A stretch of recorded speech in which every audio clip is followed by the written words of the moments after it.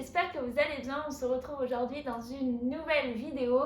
J'ai essayé de mettre juste la vue derrière moi pour faire un petit fond assez sympa et puis qu'on voit un peu Montréal. Je trouvais ça sympa de vous faire une vidéo dans ce petit cadre-là. Aujourd'hui, la vidéo, elle va porter sur 5 choses que j'aime pas à Montréal en fait, qui sont problématiques pour moi et qui affectent, on va dire, un peu mon quotidien. Bon, c'est pas des choses très graves, mais je pense que c'était important de vraiment vous faire le point sur ce qui est aussi pas bien à Montréal et ce qui ne change pas forcément de là où vous habitez, et puis vous montrer que il y a aussi des points négatifs autre part que chez soi.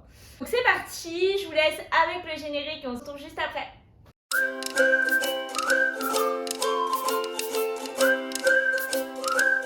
J'ai mis mes petites lunettes que j'aime trop, voilà.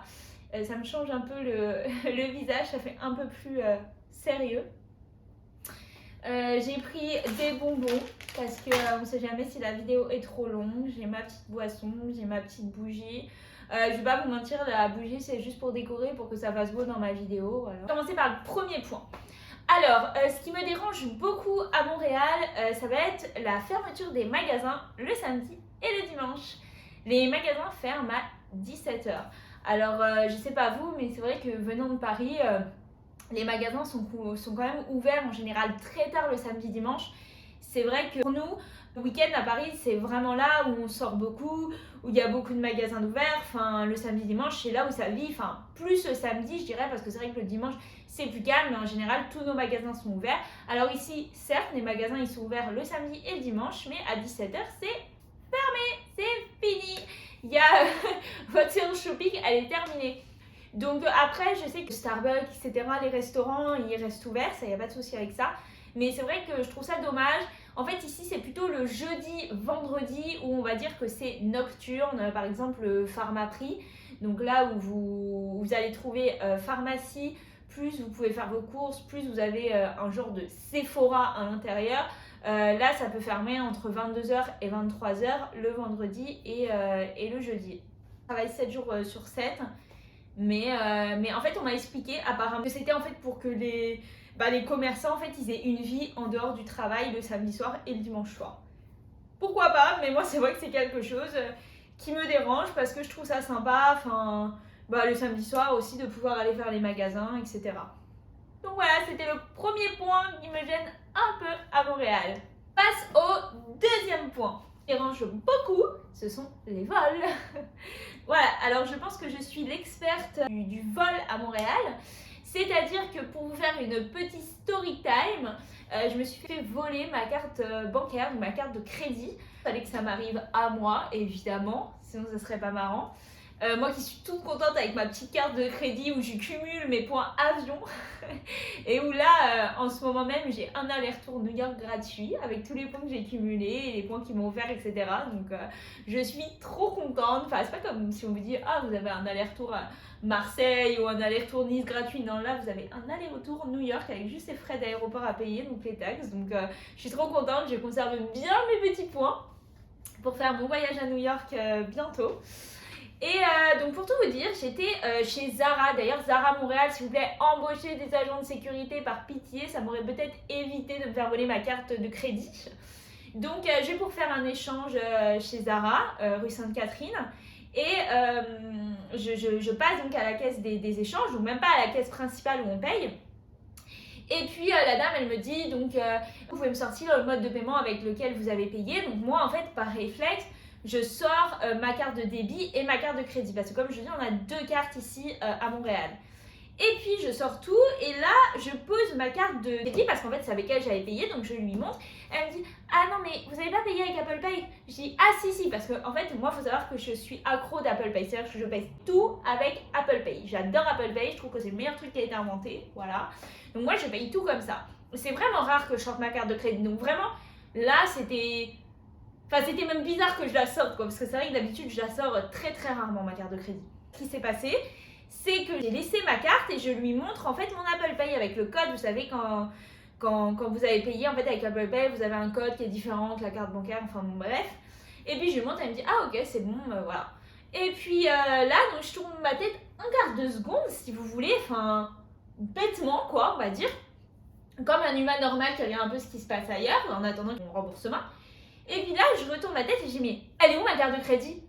Et puis alors moi, comme je suis quelqu'un qui communique énormément mon stress, elle me dit, bah elle était là. Bah je dis, non, là, elle est plus là, ma carte de crédit. Donc je m'énerve et tout. Et puis en fait, j'avais deux possibilités. Soit c'est quelqu'un à côté de moi qui me l'a volé, qui a glissé sa main et qui me l'a volé. Ou alors ça, c'est la vendeuse qui m'a volé la carte. Il n'y avait pas 10 millions de possibilités. Donc au début, je lui dis, s'il vous plaît, fouillez, regardez en dessous et tout. Donc elle regarde partout en dessous de la caisse. Et puis là, on ne trouve pas la carte de crédit. Donc j'en ai conclu, parce que ça aurait été bête que la vendeuse me vole, puisque je lui ai dit devant elle, bon bah je bloque vite ma carte. Ce qui s'est passé, c'est que je pense que le monsieur qui était à côté de moi, je vois une forme, si vous voulez, à côté de moi, un monsieur assez imposant, etc., qui était vraiment à ma droite. Et puis je pense qu'en fait, il a dû faire comme ça, en fait, il a dû glisser comme ça. Et du coup, il a pris ma carte de crédit, quoi. Donc j'étais très énervée quand je suis allée voir les responsables de chez Zara, parce que, of course, j'ai demandé que les responsables de chez Zara viennent voir en gros ce qui s'était passé, et je les ai fait appeler, quoi. Et puis ils me disent, ah non, mais là, on est dimanche, donc le week-end, vous savez, on n'a pas d'agent de sécurité. What? Pas d'agent de sécurité, et moi je fais comment? Enfin ben on est désolé, si on la retrouve. Non mais je dis non, parce que maintenant je l'ai bloqué la carte, donc même si vous la retrouvez, enfin moi j'ai déclaré perdu, volé, enfin voilà, terminé quoi. Donc du coup j'attends ma nouvelle carte de crédit. Donc tout ça pour vous dire que moi ça fait le deuxième vol que je subis à Montréal, donc c'est quelque chose qui m'énerve énormément. Je me sens pas du tout en sécurité par rapport à ça, donc c'est vrai que j'ai encore plus faire attention. Je sais que c'est beaucoup marqué sur internet et vous pourrez voir aussi qu'il y a beaucoup d'insécurité au niveau du vol, et pour le coup c'est la réalité. Enfin, moi ça fait 25 ans que je vis autour de Paris et il m'est jamais rien arrivé. Enfin, je me suis jamais fait voler. Une fois on a mis la main dans mon sac récemment, mais enfin j'ai réussi à maîtriser le truc et puis voilà. Mais enfin moi je suis la pro de je prends mon portable comme ça dans la main dans le métro. Et jamais, en tout cas je touche du bois, bon ça je sais pas si c'est du bois, mais en tout cas si c'est du bois j'espère que voilà, jamais je me suis fait voler. Donc je comprends pas, soi-disant Paris c'est l'enfer du vol, etc. Mais non, voilà, il a fallu que je sois à Montréal pour me faire voler 2 fois quand même. Alors apparemment, sur internet, c'est parce que voilà, il y a beaucoup de trafic, etc. à Montréal, il y a beaucoup de gens qui meurent de faim, etc. Donc en fait ça fait égal à beaucoup de vols quoi. Donc c'est un peu ce qui m'embête. Après sûrement que d'autres gens n'ont jamais eu cette expérience. Voilà, moi j'ai eu 2 fois. Donc c'est vrai qu'aujourd'hui je trouve que c'est un point vraiment négatif de Montréal et qui me gêne énormément, parce que pour moi c'est très important la sécurité. Enfin c'est pour ça que j'habite pas très loin de mon travail, pour être vraiment en sécurité. Donc prochaine fois que je m'expatrierai à Dubaï. Au moins comme ça je suis sûre que ça ira. Troisième point, très original, je vais dire que c'est le froid. Alors j'aime beaucoup la neige, etc. Mais c'est vrai que j'ai les mains, enfin clairement dans un état qui... J'ai beau mettre de la crème en fait, faut toujours porter des gants. C'est pas forcément très pratique parce que vous savez avec les gants, enfin je sais que maintenant il y a beaucoup de gants tactiles, donc moi j'en ai. Sauf que les gants tactiles en fait c'est des gants assez fins, c'est pas des gros gants de ski. Et en revanche ici à cette période il faut mieux mettre des gants de ski, c'est ce qui tient le plus chaud. Donc c'est vrai que c'est pas très pratique, donc ça c'est un peu le point négatif. Vous savez, quand vous connaissez pas, vous mettez souvent votre GPS, etc. Donc vous vous retrouvez à tout le temps devoir enlever votre gant, etc. Donc ça abîme vos mains. Donc moi j'ai vraiment les mains assez abîmées, donc j'essaye de mettre pas mal de crème. Mais malheureusement parfois j'oublie, etc. Le problème c'est que vous ne pouvez pas trop prévoir en fait de sorties, parce que quand vous prévoyez en fait des sorties, vous dites ah il peut neiger, donc après il y a des sorties comme le ski, etc. c'est peut-être pas trop gênant, mais c'est vrai que vous pouvez pas faire des longues périodes dehors. Enfin en tout cas moi c'est quelque chose qui me gêne, parce que du coup si je veux faire une sortie, je réfléchis beaucoup à comment je vais faire, etc. Enfin comment je vais m'habiller, parce que c'est vrai que si vous prévoyez d'aller faire les magasins, enfin franchement si vous mettez 3 couches de vêtements comme moi je peux faire, vous vous retrouvez à arriver dans les magasins et vous suez vraiment de partout parce que vous avez le bonnet, donc du coup vous vous retrouvez avec les cheveux gras. Enfin moi ici j'ai les cheveux vraiment qui graissent en 2 jours, enfin je dois tout le temps me laver les cheveux si je veux être présentable. Ce qui me déplaît, après je sais que c'est le froid, c'est comme ça, enfin j'étais prévenue quand j'allais venir, donc en soi je suis ok avec ça, mais ça me gêne un peu sur le fait qu'il faut toujours s'habiller très chaudement. Vous arrivez dans des endroits où vous n'en pouvez plus, sauf que vous ne pouvez pas tout enlever, parce que alors moi je suis la pro que si j'enlève tout je perds mes affaires. Donc du coup, je garde tout, j'ai le bonnet, etc. Et franchement, je suis dans un état... j'ai l'impression de sortir de 3 heures de marathon, quoi. Je me rappelle plus ce que j'allais dire. Oh là là, mais non. C'est toujours que j'ai fait mes trucs en fait. Pourquoi je me rappelle plus? C'est grave, hein. Attends. Là. Ça va me revient. Quatrième point. Alors, ce qui me gêne aussi à Montréal, c'est les prix des restaurants. Mais oh mon Dieu, c'est vraiment cher. La nourriture est chère et les restaurants sont chers. Quand vous allez faire les courses, moi je suis la pro à faire 4 magasins pour me trouver des courses. Donc je mets exactement 4 heures ou 5 heures à faire des courses, voilà. Parce qu'en fait, vous voyez, en France par exemple, je sais pas, vous avez Leclerc, vous avez Intermarché, vous avez Auchan, vous avez Lidl, enfin vous avez des choses qui... Vous pouvez trouver vraiment des produits accessibles, mais alors ici tout est cher, à part chez Dolorama, où voilà où je trouve mes petits bonbons, j'ai payé 1 $.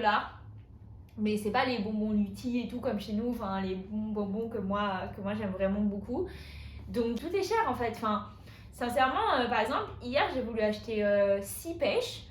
6 pêches, 8 $. What? Faites pas la conversion en euros, parce que si vous faites la conversion en euros, vous allez me dire ouais, ça fait 5,50 déjà, je trouve ça hyper cher, mais bon, soit.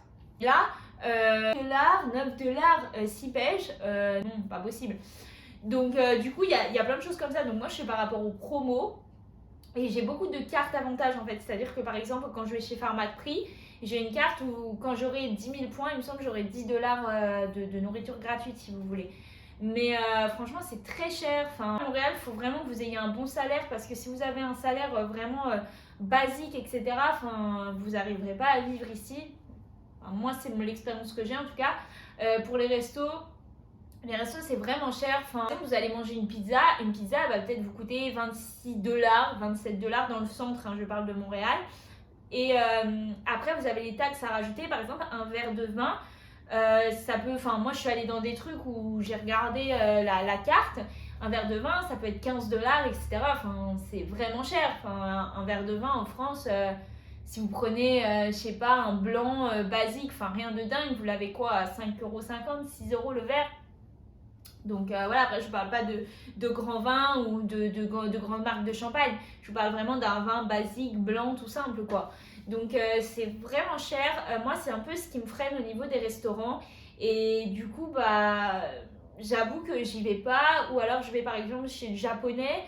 Par exemple les sushis, tout ça. Moi j'ai un sushi qui est vraiment bien, rue Sainte-Catherine, qui est cool. Et là par exemple c'est pas cher. Par exemple, vous prenez, je sais pas, 12 sushis plus un bol de riz, un truc comme ça vous revient à 20 $, vous voyez. Donc ça va. Les restos, vraiment, c'est une fortune. Et en fait, à chaque fois que vous devez rajouter les taxes, le pourboire, vous n'êtes pas obligé de donner un pourboire. Enfin, vraiment, sachez-le, quand on vous présente l'addition, vous avez le choix. Soit, en fait, vous avez des pourcentages. Vous avez 10%, 15%, 30%. En fait, vous choisissez votre pourcentage ou vous pouvez saisir un autre montant. Soit vous saisissez un autre montant, soit vous laissez le pourcentage sur votre note. Et franchement, quand vous commandez une pizza à 25 $, bah sincèrement, vous êtes déjà à 35 $. Vous voyez, mais 35 $, je vous parle d'une pizza. Enfin, là, je vous mets pas une boisson dedans, je vous mets pas un dessert, etc. Que nous, c'est vrai que sur Paris, quand vous allez dans des petites brasseries, totalement normales, vous prenez une salade César ou quelque chose comme ça et ça va. Mais non, moi ici, franchement, c'est un truc qui est vraiment problématique. C'est que vous pouvez vite vous ruiner vraiment dans les restaurants, donc il faut faire attention. Et les courses, vous prenez pas des trucs de dingue. Hein. Enfin, vous voulez du saumon, c'est 15 $ quoi. Vous voulez des crevettes, ça vous coûte 25 $. Hein. Je tourne un peu en rond sur la nourriture parce que c'est hyper cher. Donc j'essaye de profiter des promos, etc. Donc je fais attention quand même. Si vous venez en vacances, vraiment si vous voulez manger au resto, prévoyez un très très très bon budget. Ou sinon ça va être compliqué, hein, vraiment. C'est que soyez pas malade à Montréal, s'il vous plaît. Enfin, vraiment, je vous conseille, quand vous êtes expat comme moi, un petit problème, j'ai voulu aller chez le médecin. Et alors, j'ai mis je ne sais combien de temps à avoir un rendez-vous. Dire que, en fait, moi j'ai la RAMQ, donc c'est-à-dire que en fait tout le monde n'a pas la RAMQ. Si vous voulez, quand vous êtes, si vous partez en PVT, donc en permis vacances travail, vous n'avez pas de RAMQ. Vous devez prendre une assurance vous-même et la payer et ça coûte relativement cher. Je pourrais pas vous dire les prix, mais je sais que c'est pas donné. Ou alors quand vous partez en jeune professionnel comme moi, vu que vous travaillez pour une entreprise, Le Canada vous offre, c'est pas vous offre parce qu'en soi, comme partout, on le paye sur notre... on le paye, on l'a sur notre fiche de paye. Donc du coup, donne en fait la RAMQ qui équivaut à la sécurité sociale française si vous voulez. Donc c'est une carte tout simple qui se présente comme ça. Donc si vous voulez, c'est un peu comme la carte vitale. En fait, cette carte, vous allez la présenter aux professionnels de santé et en fait, vous déboursez même pas quand vous allez chez le médecin par exemple. C'est direct prix en fait. Vous avez la RAMQ, vous la montrez. Bon bah voilà, c'est pas comme en France où vous déboursez déjà vos 25 euros, je crois, c'est en France. Et après, vous êtes remboursé par votre complémentaire et par votre sécurité sociale.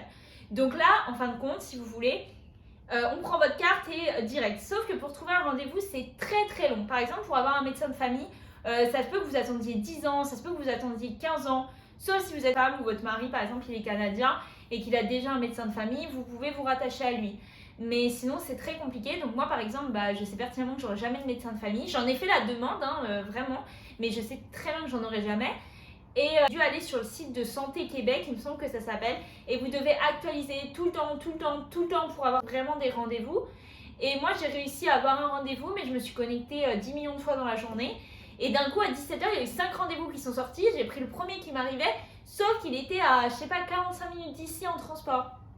Donc du coup, j'ai fait 45 minutes, mais c'est pas 45 minutes en métro. Enfin, en gros, vous avez un peu de métro, après vous devez prendre le bus, donc vous avez beaucoup de changements. Et puis après, donc, j'ai dû faire une prise de sang. J'ai dû encore reprendre rendez-vous. C'est pas comme en France, vous allez au labo, salut, j'ai une prise de sang, vous avez les résultats directs. Non, en fait, vous allez, donc vous avez votre ordonnance. Vous prenez encore votre rendez-vous sur Clic Santé ou Santé Québec, je sais plus exactement. Vous cliquez sur votre rendez-vous que vous voulez. Moi, c'était au Grand Hôpital de Montréal, en fait, parce que c'est pas dans des labos. Enfin, vous avez des labos, mais vous avez aussi des directs à l'hôpital. Moi, je suis direct allée à l'hôpital parce que c'était le rendez-vous le plus proche. Une fois en fait que j'ai été à l'hôpital et que j'ai eu ce rendez-vous, j'ai attendu, machin, c'était à 6h30 du matin. Et en fait, je suis arrivée, alors déjà, ils vous piquent, donc ils vous piquent, vous êtes devant presque tout le monde. En fait, c'est des petits box, c'est pas comme... moi, je sais pas, au labo où j'allais, par exemple, vous fermez la porte, enfin... C'était vraiment quelque chose de privé. Là, c'est pas le cas, vous voyez vos voisins presque. En fait, le médecin, il vous rappelle que si c'est grave. Il n'y a pas d'inquiétude à avoir sur une prise de sang. Et vous n'avez simplement pas de nouvelles de votre médecin et voilà, et c'est fini, l'histoire est finie. Donc après, il faut créer en fait un espace sur Carnet de Santé Québec et vous pouvez avoir les résultats de vos prises de sang, sauf que les résultats, c'est pas une journée après ou 2 jours après. Non, c'est 1 mois après à compter de la date où vous avez fait votre prise de sang. Vous allez aux urgences, vous pouvez attendre vraiment très longtemps, mais d'un côté, c'est vrai que si vous avez quelque chose ici, je pense qu'il faut mieux aller aux urgences. Parce qu'au moins, comme ça, déjà, vous ne payez pas. Vous êtes comme en France, vous ne payez pas du moment que vous avez la RAMQ, d'accord. Du moment que vous avez cette petite carte, vous ne payez pas de la santé. Vous pouvez payer si vous voulez que ça aille plus vite, mais une consultation de médecin, ça peut monter, je sais pas, à $100, $150, $200. Ça peut aller très vite parce que vous allez dans des cliniques privées. C'est quand même très cher. Enfin, on parle de frais de 100, 150. Enfin, une prise de sang, je crois que j'avais regardé, c'était $90. Enfin, je ne vais pas payer $90 alors que en tout cas, j'ai une carte pour me faire rembourser, vous voyez. Donc ça, c'est un peu le... Enfin, moi, c'est quelque chose qui peut me gêner au niveau de la santé. Les soins sont quand même remboursés, donc c'est quand même pas mal, je trouve. En fait, si vous voulez, si vous êtes malade ici, c'est pas que c'est compliqué, mais voilà. Et puis, si vous amusez à aller aux urgences, vous pouvez attendre 15h, 16h, 17h. Enfin, nous, c'est un petit jeu ce qui se passe en France. Vous attendez 5 heures en France, tout le monde est au bout de sa vie, mais en vrai, c'est pas beaucoup en fin de compte. Parce que en France, ça va plus vite, etc. Ici, il y a, et encore qu'en France, on a des pénuries de médecins, etc. Mais ici, il y a vraiment une pénurie totale de la médecine. Je vous conseille, et moi, c'est ce que je ferai au cas où la prochaine fois. Vous avez la possibilité d'aller, par exemple, dans une pharmacie. Et en fait, cette pharmacie, il n'y a pas un médecin, du coup, ça va être un pharmacien. Mais ils ont les qualités pour vous diriger si oui, c'est grave ou si non, c'est pas grave. Donc, au cas où, vous allez vous asseoir et puis un pharmacien, il va vous dire d'attendre. Vous attendez et puis il va vous recevoir dans un cabinet. Enfin, vraiment, ça va être fermé et tout. Il va vous demander vos symptômes. Il va vous dire, écoutez, non, c'est trop grave, allez aux urgences. Ou non, écoutez, ça devrait aller, prenez ça, ça devrait aller mieux. Il y a cette solution aussi qui peut être pas mal. Maintenant, voilà, moi, si j'ai un conseil à donner, soyez pas malade et vous venez avec un autre contrat de travail que moi, ce que j'ai. Prenez vraiment une assurance. Enfin, de toute façon, il me semble que c'est même obligatoire, mais je vous conseille vraiment de prendre une assurance parce que sinon les frais vont être exorbitants. Sincèrement, quand je vous dis qu'une consultation de médecin c'est entre 100 et 200 $, une prise de sang c'est 90 $, je vous laisse imaginer le séjour aux urgences. Hein. Voilà. Donc, si vous n'avez pas cette petite carte, c'est embêtant. Moi, je l'ai, donc en gros, je me tracasse pas. Demain, je vais aux urgences, tout est remboursé. Et au pire des cas, j'ai une complémentaire santé. C'est pareil. Quand vous êtes embauché dans une entreprise, vous avez, je pense, obligatoirement une complémentaire santé. Moi, j'en ai une. Et encore, je dois attendre 3 mois pour l'avoir. Donc, moi, j'ai même pas encore ma complémentaire santé. Mais c'est rétroactif. Si je me trompe pas, je crois que c'est le mot. En gros, si je paye, je pourrais toujours donner le jour où je vais être admissible à ma complémentaire santé, je vais pouvoir donner les factures et dire voilà, j'avais dépensé ci, ça, et puis ils vont me rembourser. Faites attention avec les soins, etc. C'est un peu le point un peu embêtant du Canada en tout cas. Enfin, du moins du Québec, donc je sais pas si c'est partout pareil au Canada. Mais en tout cas, ici, voilà, c'est un peu le point négatif. J'espère que cette vidéo, elle vous aura plu. J'ai essayé de faire un autre format et puis de vous indiquer un peu plus ce qui me dérangeait ici au Canada. Je vous laisse commenter, aimer, partager et puis me dire quelle est votre expérience ici au Québec. Et puis on se dit à bientôt dans une nouvelle vidéo.